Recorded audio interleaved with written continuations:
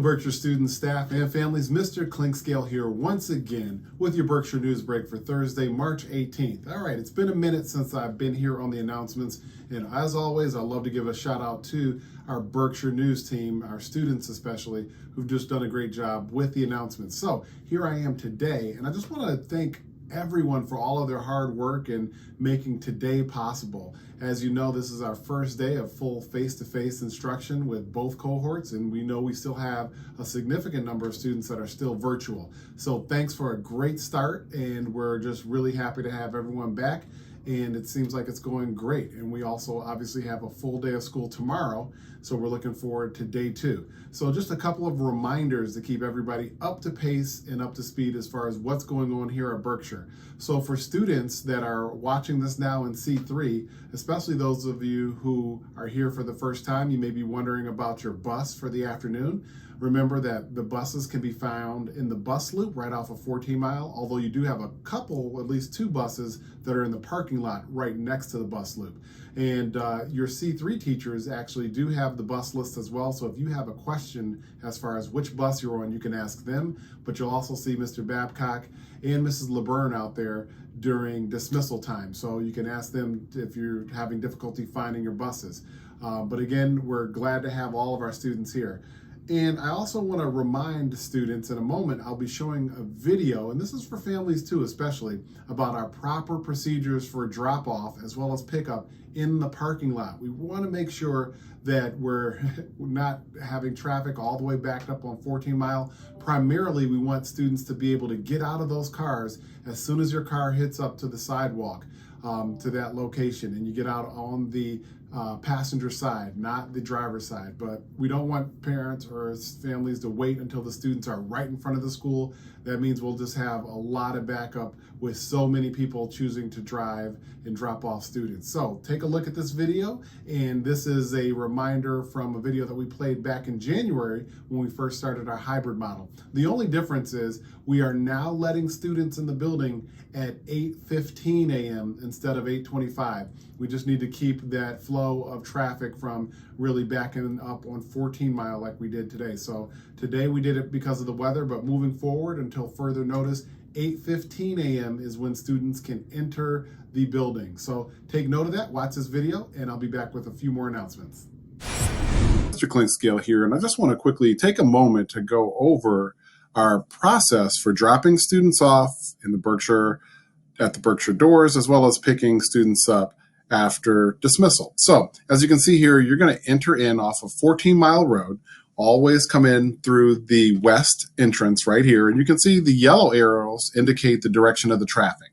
And traffic should come right down here where these yellow arrows are. And normally I know parents like to make that left and kind of cut over here and go into our circle. But the problem is if we do that, we're going to have traffic backed up on 14 Mile. So to avoid that, what I'd like you all to do is proceed around the perimeter of the parking lot, and you'll see where these green arrows are. They're right next to where we have sidewalks. So students can actually get out of your car right there, or if traffic allows you to pull all the way up to the circle, you can pull all the way up to the circle. But if you're stopped back here, students can get off wherever you see the green arrows, and they need to exit out of the passenger side, not the driver's side, because then you would be in traffic.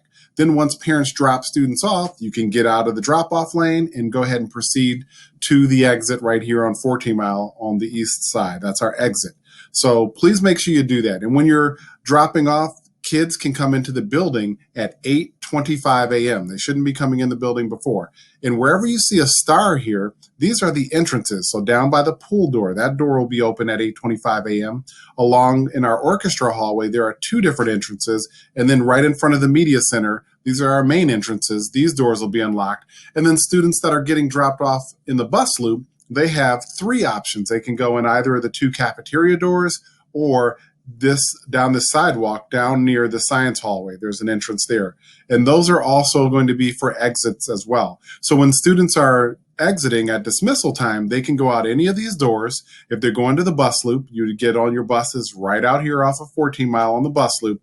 Or if you're getting picked up by a parent, you can come out to anywhere where there's a sidewalk and look for your parents, and they'll be able to pick you up. So you could even walk along the perimeter of the parking lot up to this spot right here where the sidewalk ends, and that is where you can find your parents. What we ask is that we don't want parents to encourage students to walk across the parking lot without a parent, because we're really worried about traffic and we want to keep everybody safe. So that's just a really quick way to explain our drop-off procedures as well as our dismissal procedures for pickup. So thanks for watching, and help keep our parking lot safe, and make sure you're not rushing or driving too fast. So thanks for watching. All right, so make sure that you're paying attention, students, and being safe, and also families that are dropping students off or picking them up, make sure you're following those rules. Again, 8:15 is the new entry time in the morning for students to be able to enter the building, and they will be able to wait in the hallways and kind of spread out and socially distance. Speaking of socially distancing and being safe, students and staff, please make sure that you're wearing your mask whenever you're inside the building, and we need to wear it below our chin and above our nose. We're really trying to do our part to keep school open and be able to have as many days of instruction without having to quarantine students or staff. So we appreciate all of your support. Lastly, I want to remind families that today is the final day of our spring parent-teacher conferences. We will be here virtually from 4 until 7 p.m. Hopefully you had a chance to sign up.